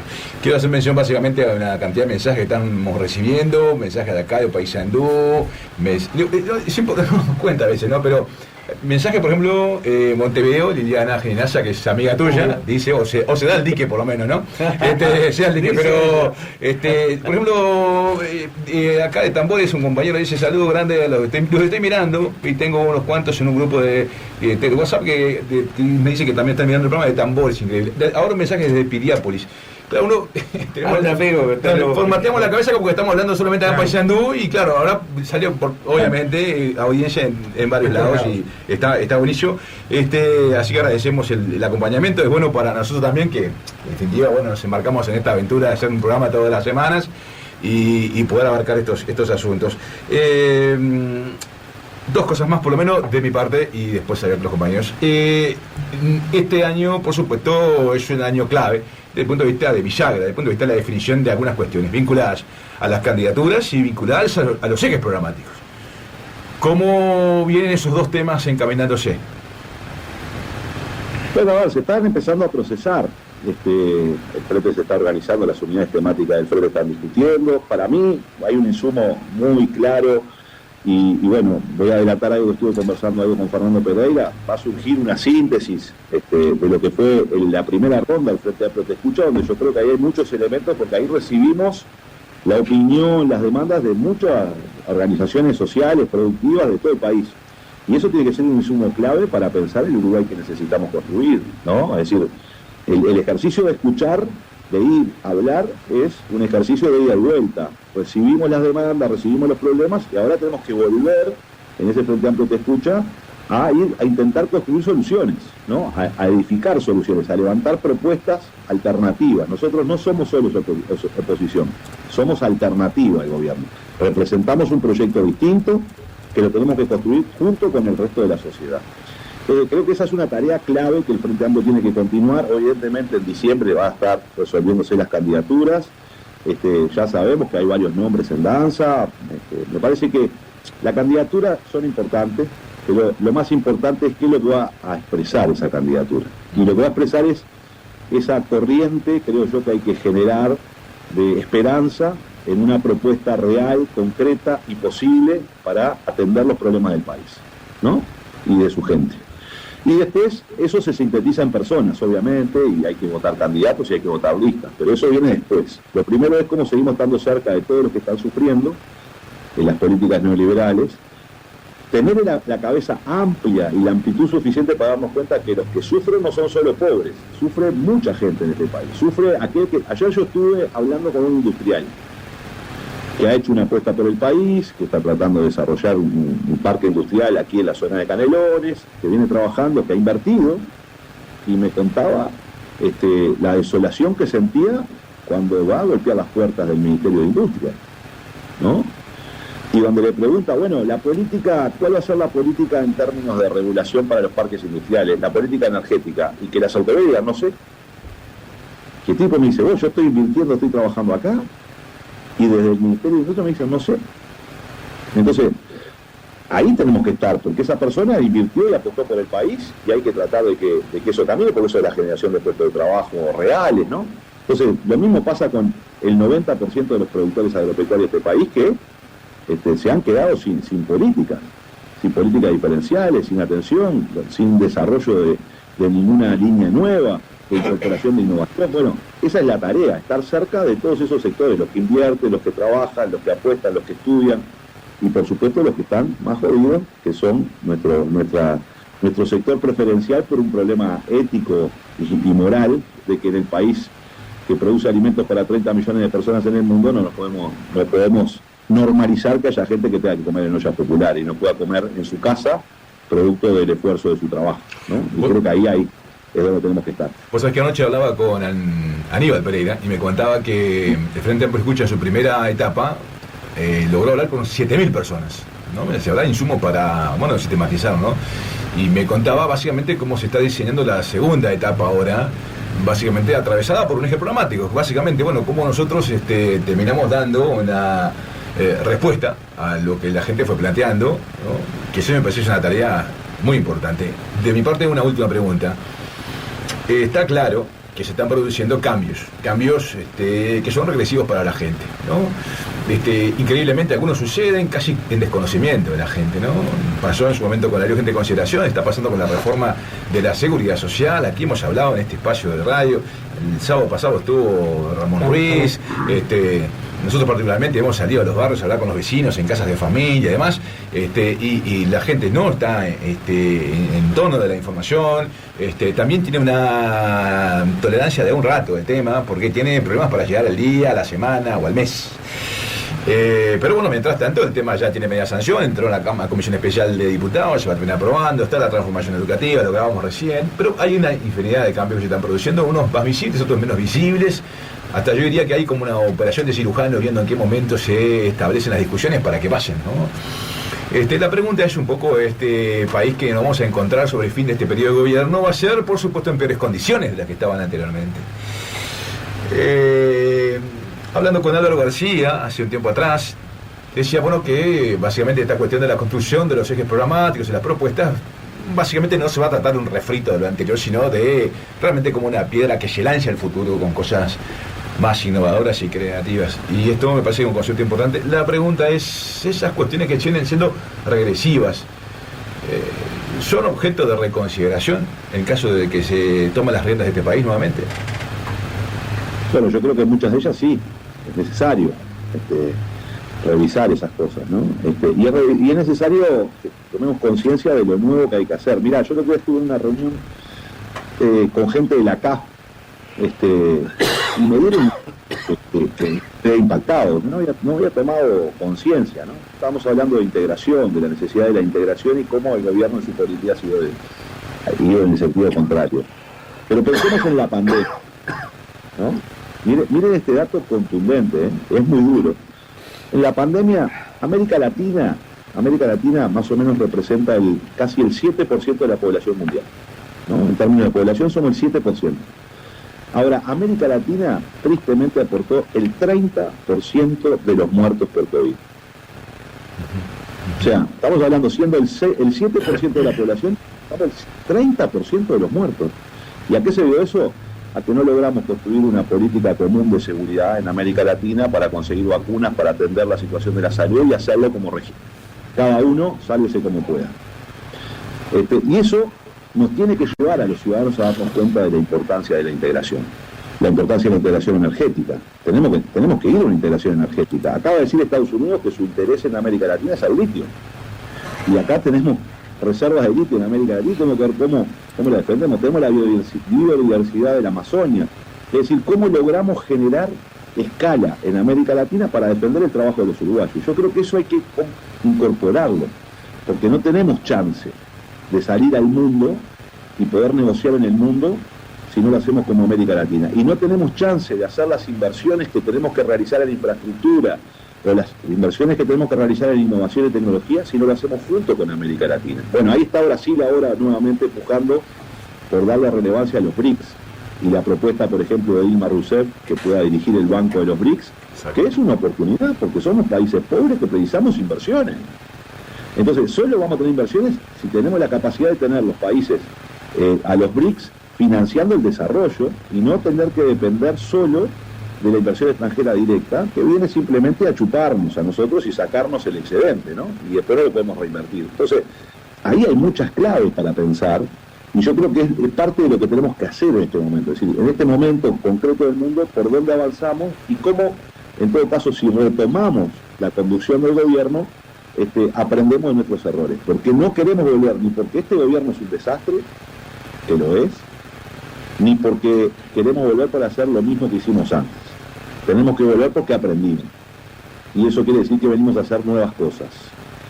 Y me parece que esa tiene que ser la clave de este año del Frente Amplio, es pensarlo nuevo, pensarlo con cabeza abierta y atender también los problemas concretos de la gente. No es lo mismo generar trabajo en el litoral que generarlo en el centro del país. Y hay que generarlo en el litoral y en el centro, y en el sur.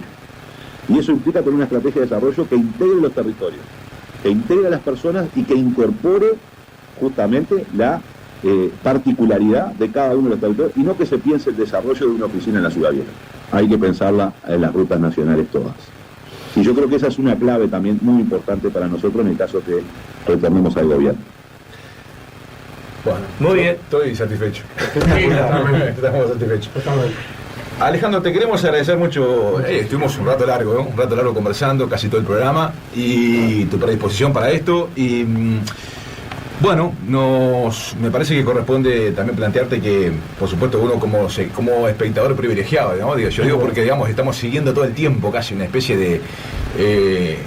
cuando vemos que los senadores de la República, los representantes y, bueno, la gente también que está...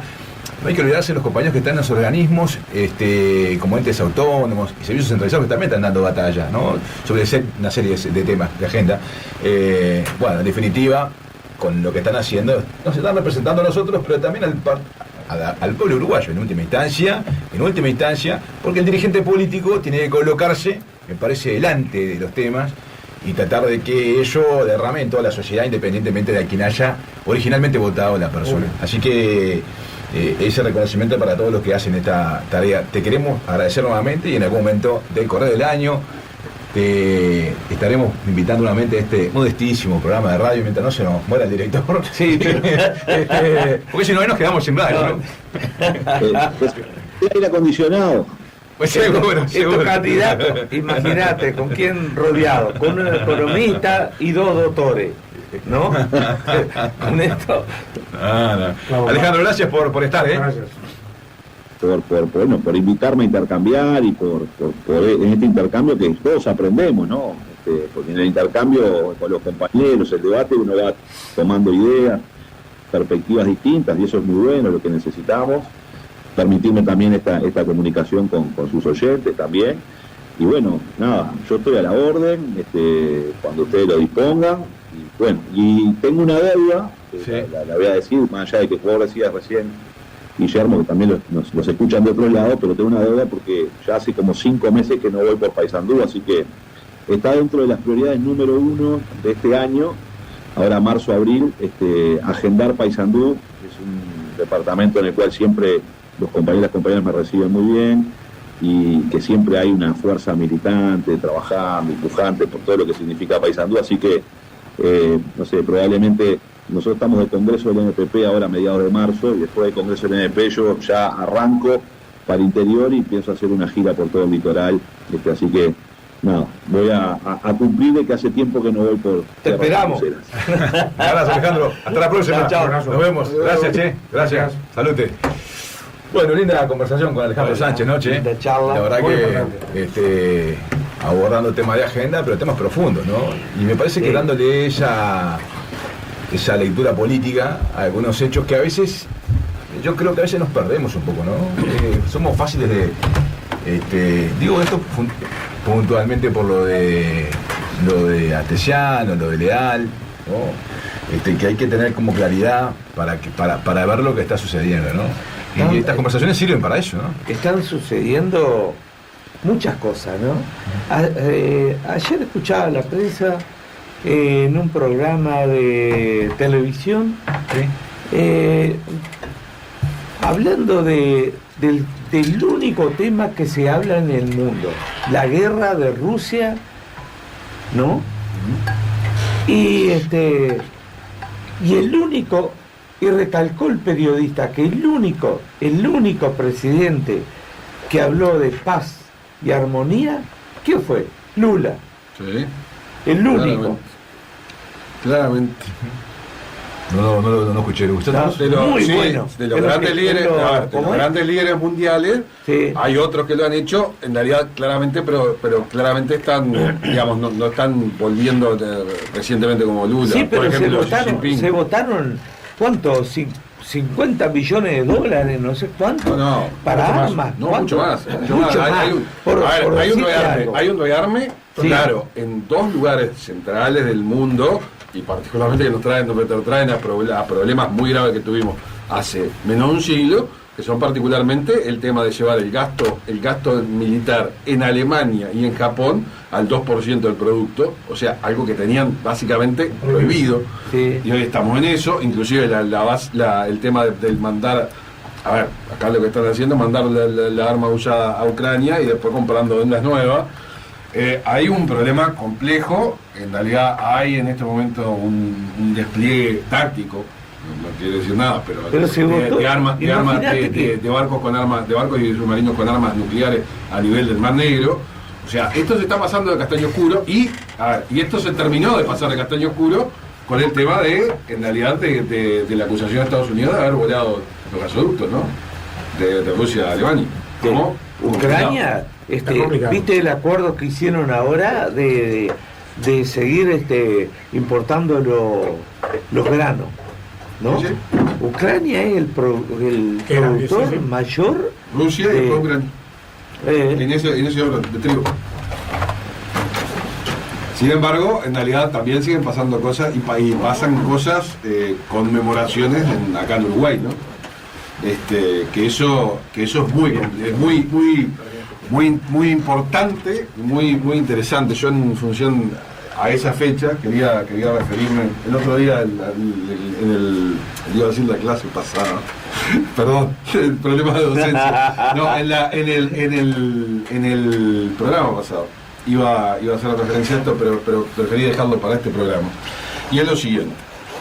El 9 de febrero de 1973 se produjo lo que la mayoría de los académicos definen, es una discusión, pero como el principio central del golpe de Estado, el principio o el hito máximo del golpe de Estado en Uruguay, que arrancó en febrero de 1973 y terminó en junio de 1973 con el cierre del Parlamento y obviamente la dictadura cívico-militar.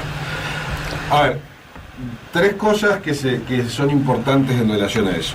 En realidad, recordar que, o sea, en esta fecha son 50 años de esa dinámica, digamos, final del golpe de Estado.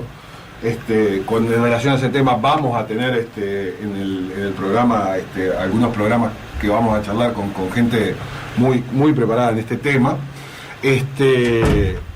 Han habido algunos temas políticos relacionados con eso, pero yo quiero referirme particularmente a que hubo una fuerza dentro de las fuerzas conjuntas que no avaló ese golpe de Estado en ese momento, luego en realidad cambiaron sus autoridades y sí lo avaló, que fue la Armada Nacional. ¿Y qué hizo la Armada Nacional? Sitió la Ciudad Vieja.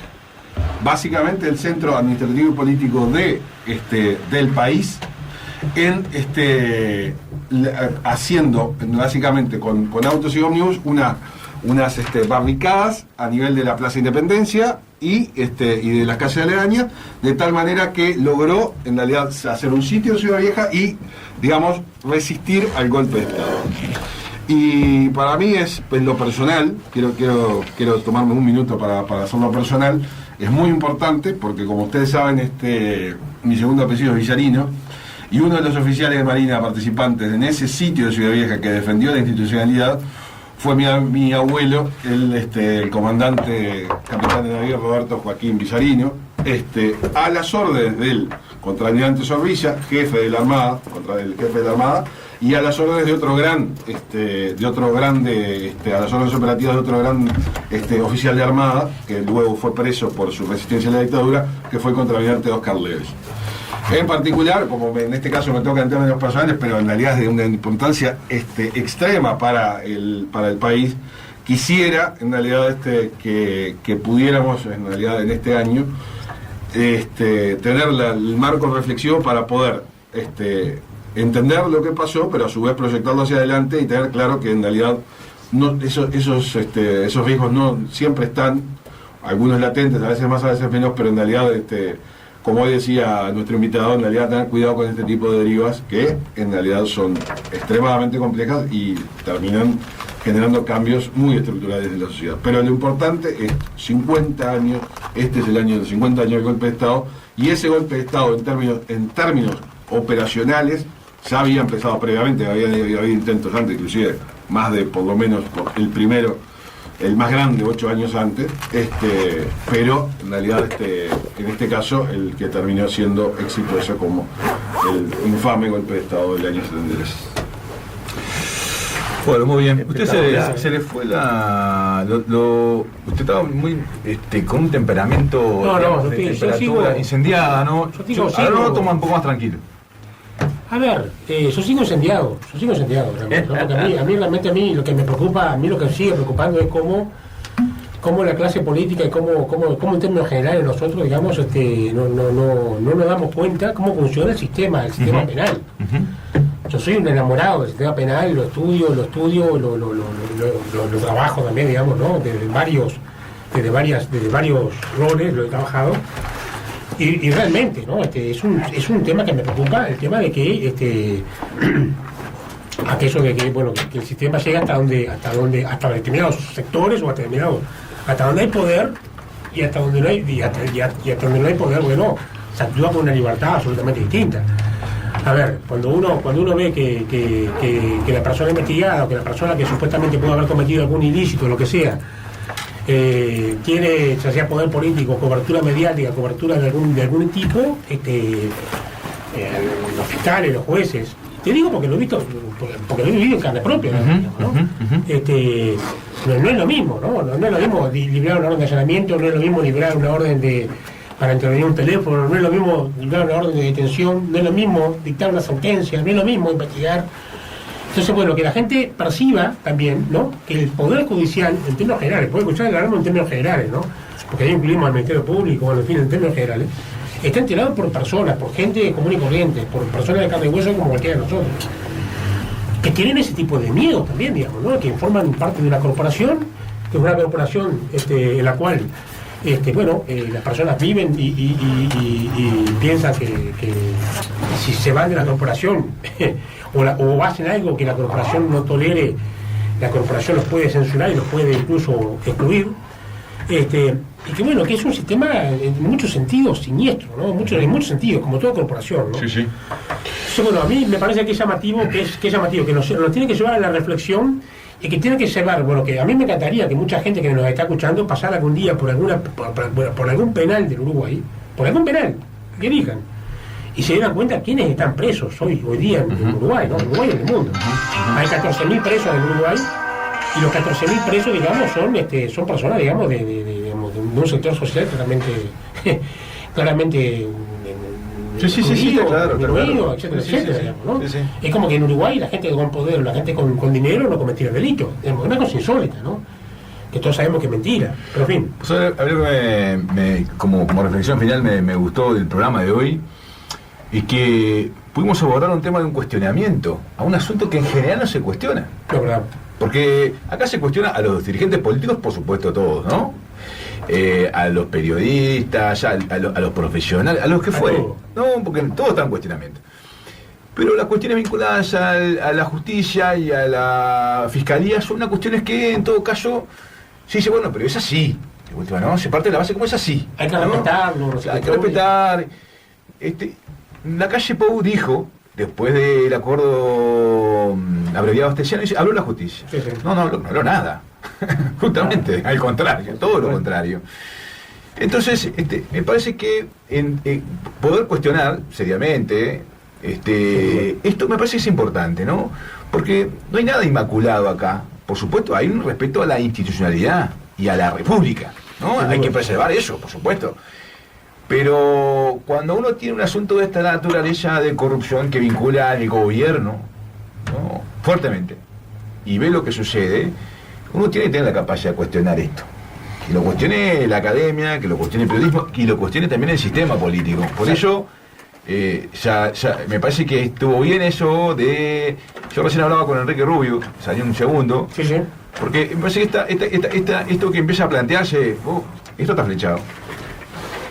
No lo podemos naturalizar, Está muy bien, está muy bien. ¿no? Porque como quedamos, bueno, naturalizamos, pero no, ¿cómo es esto que está flechado? Y alguien lo dice en el sistema político, es un senador, ¿eh? Sí, sí. Sí. Y Alejandro Sánchez dice, yo estoy de acuerdo con ese asunto. Porque ahí están estos elementos y y se narra una serie de elementos que abonan esa tesis, ¿no? Me parece que está bien, es un paso que por lo menos en este espacio, por supuesto no podrá hacerlo afuera, ¿no?, en una conversación de boliche, pero decirlo en un medio de comunicación es importante también, ¿no? Porque al fin y al cabo... El Poder Judicial es un poder de Estado. Exacto, Ejerce, digamos, exacto. en términos generales, Personas. son personas y además ejercen, son parte del gobierno en términos generales, digamos, el gobierno sí. de la institucionalidad. Y tienen su visión de Por las supuesto, cosas. pero además y tienen que ser objeto. ¿Y por qué no pueden ser objeto, digamos, Exacto. de cuestionamiento? En cualquier país, a ver, vos vas a España, Alemania, Sí. Argentina, en Chile, en cualquier lugar, yo no sé por qué, digamos, pero en cualquier lugar se hablan de los fallos judiciales, se los critican, y no sé por qué acá puede ser sacrosanto, ¿no? Yo discrepo radicalmente con esa visión del asunto, digamos, ¿no? Nosotros perfectamente podemos hacer un cuestionamiento político, digamos, de los fallos judiciales, porque también son los fallos judiciales, a ver, son también parte del ejercicio del poder, en términos generales, digamos, ¿no? El que no vea eso, bueno, está mal. Sí. Está Hay una equivocado. cosa era sistémica. Va mal, ¿no? Va mal. ¿Vamos cerrando? Vamos. Entregamos en hora a Juan Monzón. Y le mandamos un saludo por otra parte a Juan Hecatombe Monzón. Le mandamos un abrazo grande. Un abrazo grande. Flaco, nos vemos en la próxima. Nos vemos. No pongas el aire acondicionado un día que hace frío. En serio. No podés. No. Pero no funciona así, no funciona Lo así. importante es que quedó todo duro. Bueno, claro, sí. No hay cierre. Bueno, Gastón Núñez. Bueno, hasta la próxima. nos estaremos viendo la semana Tsunami que viene. Núñez. Muy buen programa. Tsunami- ¿Por qué le pusieron Tsunami Núñez? Acá lo que pasa es que Tsunami usted, no. si usted llegara, no digo en hora. Yo sigo el programa, yo sigo el programa. Sí, no. 5 minutos antes se cocinan algunas cosas. Muchas cosas. En esta mesa. Tsunami Yo no. por eso, como se cocinan Hecatombe. 5 minutos antes, yo vengo media hora antes. Media hora. Como para. ¿No? Sí, para tener una defensa. Y lo van a buscar a la puerta. Prever. Lo van a buscar a la... Sí, es verdad. Yo gozo de la simpatía del dueño de la radio. Muy bien, eso es muy importante. No sé si eso es bueno en un día que está todo duro, pero ¿qué vamos a hacer? ¿Qué va a hacer? Hasta la próxima. Vamos a tener Federico Álvarez. Nos vemos. Hasta la próxima. Gracias, Eric. Hasta la próxima y bueno, gracias a la audiencia por acompañarnos. Y le digas que la quieres y le hagas una canción. Las cosas